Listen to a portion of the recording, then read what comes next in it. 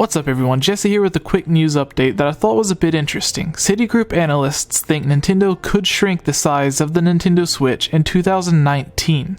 I've made a video talking about this idea in the past, but now that the Switch is actually out, I think Citigroup's statement is a good way to explain my new thoughts on the matter.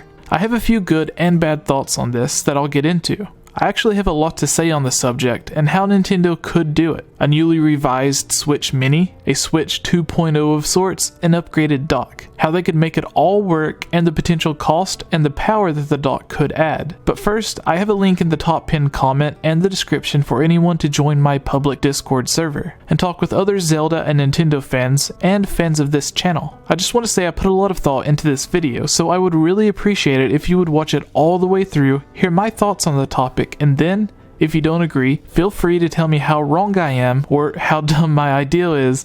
But if you like it, please subscribe so you don't miss out on future news, and let everyone know your thoughts on everything in the comments below.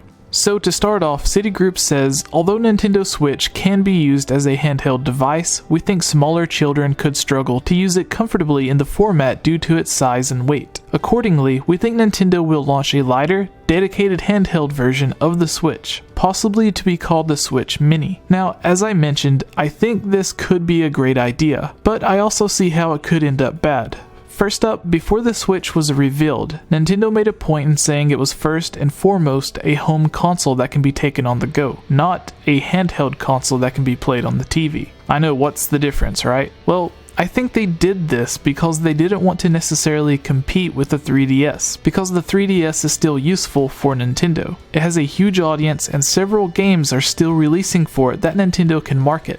We have Dragon Quest, Yokai Watch, Pokemon, Yoshi's Woolly World, Mario Maker, Fire Emblem, and several other big games that are still selling very well or predicted to sell well on the 3DS once released. Nintendo didn't want to put a wedge between the 3DS fans and the upcoming games.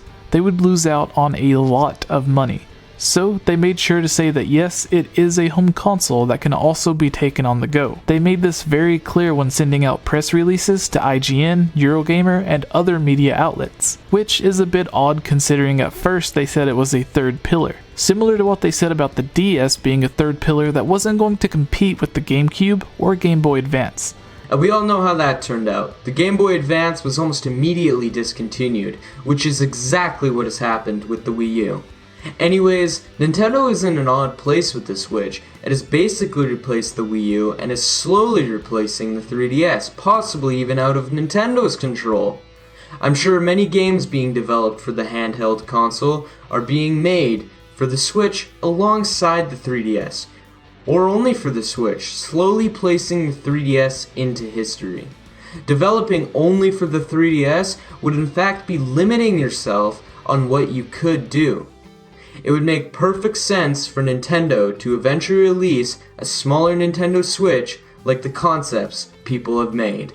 So if they were able to remove almost all of the Switch's bezel, like with the PlayStation Vita, and bring the screen size down a bit, I think they could make it more within the size of the PlayStation Vita. Don't get me wrong, the Switch has a great size. I'm fine with it and prefer the larger screen. However, when compared to the size of a traditional portable console, it takes up a bit more space. So if Nintendo were to do this in 2019, the Switch would have been out for about 2 years. The 3DS shouldn't have any games, if any, still in development. And if I'm being honest, the Wii U will definitely not have any games in development. And Nintendo will be focused mainly on the Switch. This would be the perfect time to release a Switch Mini or an upgraded Switch. Think of it as Nintendo's PS4 Pro. If you say this is a stupid idea that Nintendo wouldn't do, please remember back to the new 3DS, every single handheld console Nintendo's released, and every home console up until the Wii and Wii U. And rethink your response. For an example, the PS4 Pro is an upgraded console that allows for a higher resolution and frame rate in most games. Some that aren't as demanding can even be played at 4K and 60 frames per second. However, a few games that are demanding can't quite make it to full 4K. Now the difference between the 3DS and the new 3DS is incredibly small by comparison. Where the PS4 Pro basically doubled the GPU power of the original, added a faster CPU and faster RAM, the new 3DS was only slightly more powerful than the original 3DS.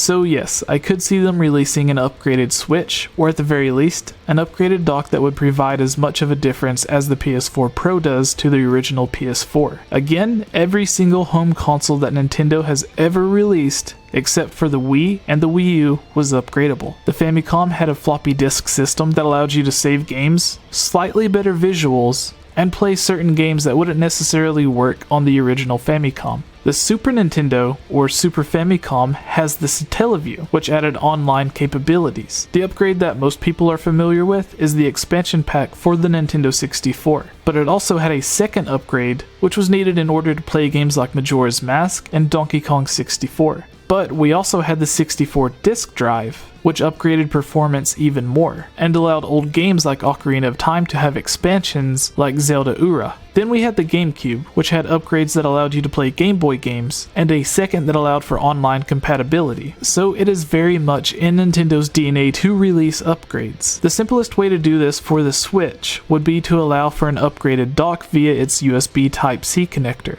Let's use Breath of the Wild as an example. When you play the game in handheld mode, you're at 720p and 30 frames with minor frame drops. When docked, you're at 900p and 30 frames, but still with frame drops.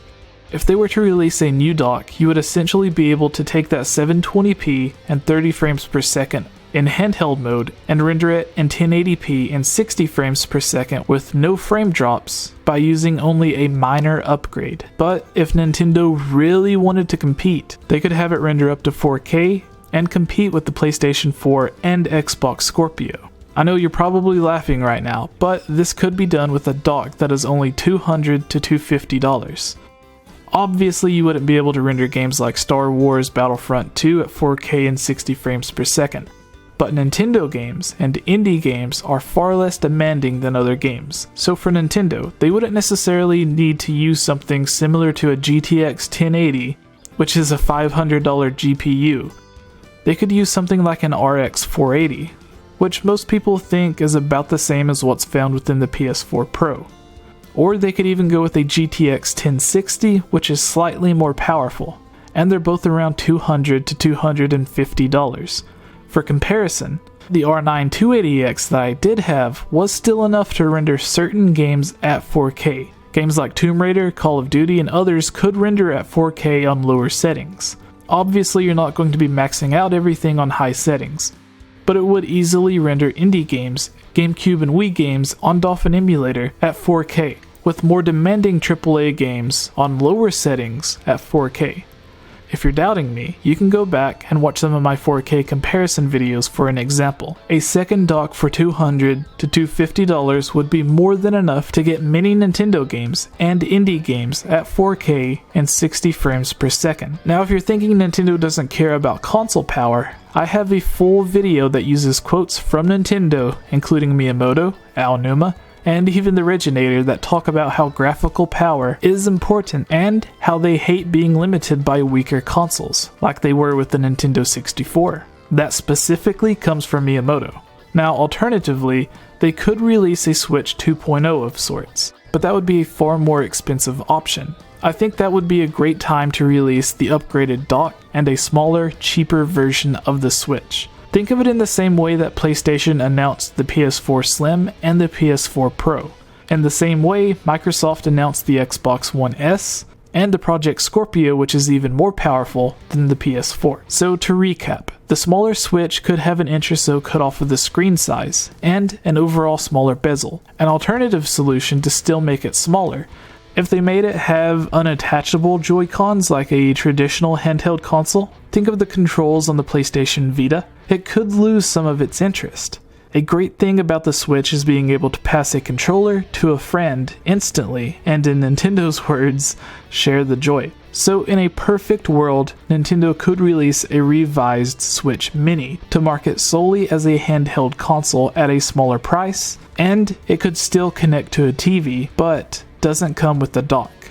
On the home console side of things, they could continue the current Switch model, or revise it so it still has the same size screen, just slightly changed so it could be cheaper to produce. They could put a similar or even more powerful GPU in the second dock for only $200 to $250.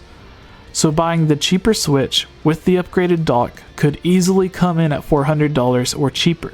If you're thinking this is expensive, you have to remember, the original PS3 released at a $600 price point, and the Xbox Scorpio is expected to have a $500 to $600 price point, as Microsoft said it is going to be a premium console for the 4K enthusiasts. So the Switch coming in at $400, which sounds expensive, is still a competitive price when compared to the PS4 Pro and the Scorpio. Hopefully I've explained everything so there isn't too much confusion. I want to thank you all for watching this video all the way through. Please subscribe and give me your thoughts in the comments below. And if you would like to join my public Discord, I have a link in the description and the top pinned comment where you can chat with myself, Patreon supporters, my other YouTube friends like McIntyre Productions, RMFH Gaming, Sisizi, and others, as well as fans like yourself. And remember, please be nice to everyone and try not to be rude about other people's thoughts.